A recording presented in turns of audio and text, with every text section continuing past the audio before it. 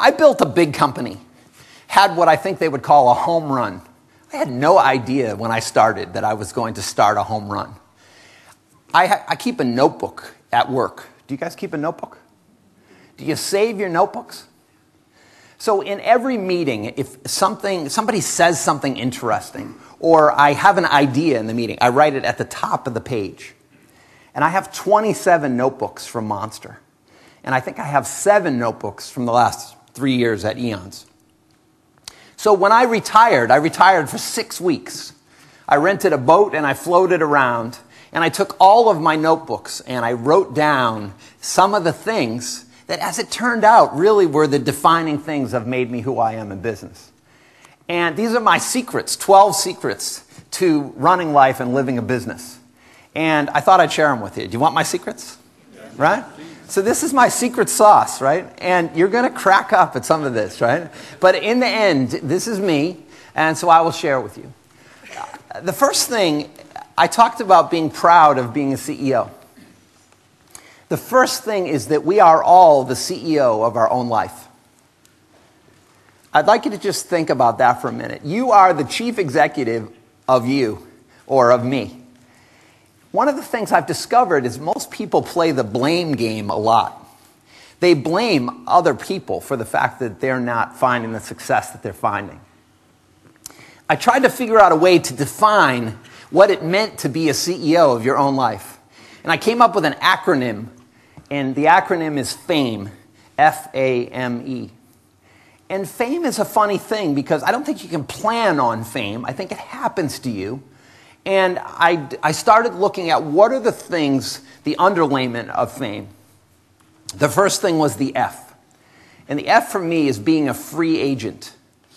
And what this means is that you need to work in an excellent way in your job, but you need to be willing to skill up around what you care about and keep skilling up around that. Keep adding to what you are a free agent, what you're an expert at. If you look at companies from 30 years ago, your company would take care of you for your whole life. Many companies actually had a no layoff policy. There are still a few companies, like in the auto industry, that have said no layoffs. But the reality is being a free agent means you are proud of your skill and you don't let go of your skill. And what I have found, I'm a DJ. I've been a DJ for 30 years. I have ADD or ADHD. They didn't actually have any drug for that when I was a kid. So I just didn't learn right. So I was broken when I was in 4th grade or 5th grade or 6th grade. But the reality is that the way I learn is I take a whole ever let it go. So one of my examples is I've been a DJ for 30 years. Most DJs are half my age or less. So I don't actually know how old I am because I have never given up on my passion and my skill. And I think this is true in business, and it leads me directly. So be a free agent, skill up around what you care about, and don't stop skilling up. Second thing is the A of fame. And this is about training like an athlete. We don't think of ourselves in business like an athlete.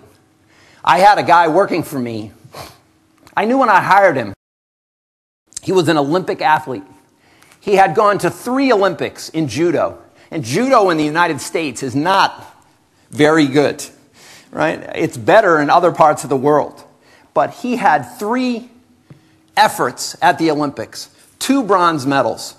At his first Olympics, he was bronze. At his second Olympics, he was bronze.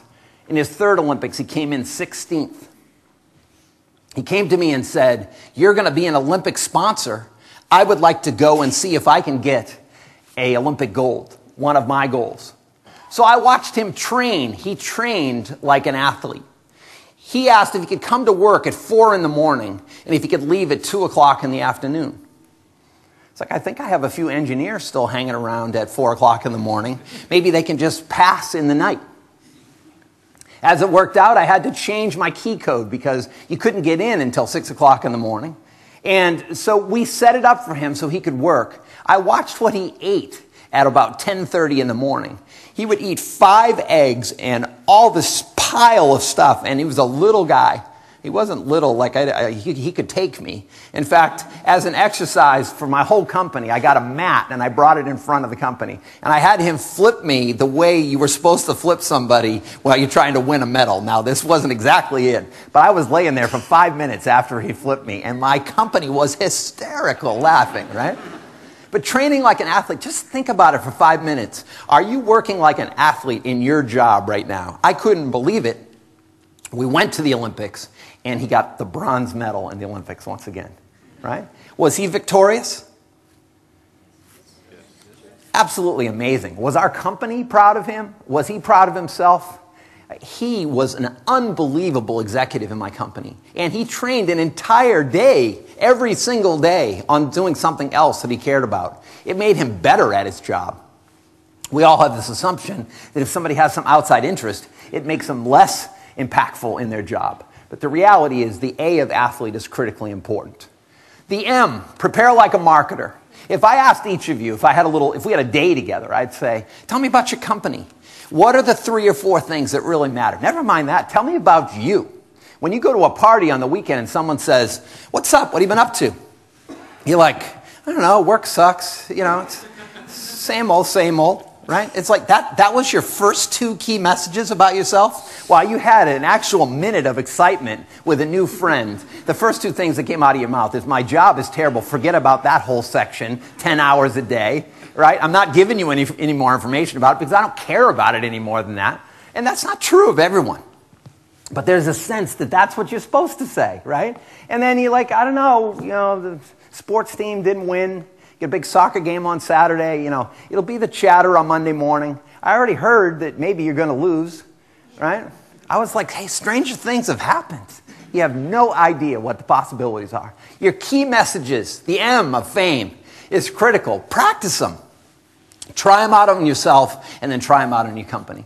And the E is to work like an entrepreneur.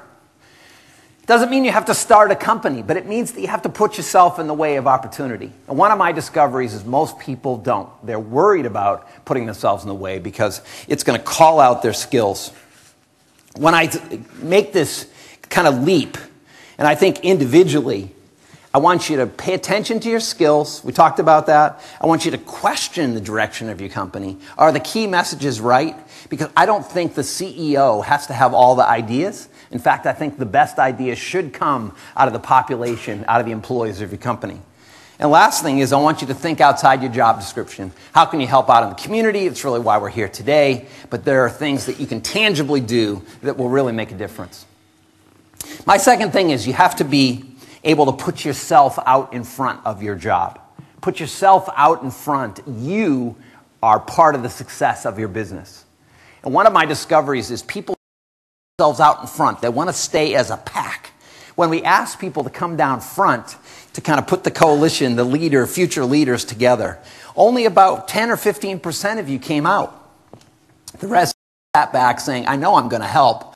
I'm not going to get out of my seat. That's uncomfortable. When I think about this, and I think that that's kind of cliche, right? So I have this expression, you got to be in it to win it. If you're not in it, how can you win it? Right? One of the things, I started a new business about baby boomers. And people say, you don't know anything about baby boomers. I say, yes, I do. I am one. That makes me an expert at me. I'm the CEO of me, right? So I should be able to be the CEO of everybody else in this. No, it turns out, no, it's not that easy, right?